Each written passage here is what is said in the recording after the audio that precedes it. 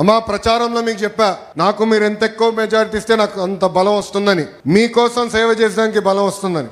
ఆనాడు రచ్చబండ కార్యక్రమంకి వచ్చినప్పుడు మీరందరూ ఒకటే అడిగారు, కొత్తిల్లు కాదు, మేము ఎక్కడ నివసిస్తున్నాం అక్కడనే మీరు రెగ్యులరైజ్ చేసి పట్టాలు అందించండి అని పదే పదే మీరు నన్ను కోరారు. మీరు అన్నారు దశాబ్దాలుగా మేము ఇక్కడ నివసిస్తున్నాం, మాకు బంధువులు స్నేహితులు పని అంతా ఇక్కడనే ఉంటుంది, మళ్ళీ మీరు తీసుకెళ్ళి ఎక్కడో మూలలో పడేస్తే మళ్ళీ ఆటోలో రావాలో వేరే వాహనాలు రావాలి, మాకు చాలా ఎక్కువ ఖర్చు అవుతుంది, మేము ఎక్కడున్నాం అక్కడనే కల్పించండి అని మీరు కోరారు. నేను ఆనాడు చెప్పా 3 రకాలు ఉంటాయి. ఒకటి సులభంగా చేసే భూములు, అది మొదటి సంవత్సరంలో చేస్తానని చెప్పా. రెండోది రైల్వే ఎండోమెంట్, అదొక సంవత్సరం పైన, అంటే సంవత్సరంన్నర పడుతున్నాను. మూడోది వచ్చే గల అటవీ భూములు, అదే విధంగా ట్యాంక్ బండ్లు ఉన్నాయి, అది చాలా కష్టమైంది, అయినా కూడా ఒక 2.5-3 సంవత్సరాలు పడుతుంది, తప్పనిసరిగా చేస్తాను ఆనాడు హామీ మీకు ఇచ్చా తల్లి. ఈ రోజు ఆ హామీ నిలబెట్టుకునే దానికి మీ ముందర నిలబడుతున్నా.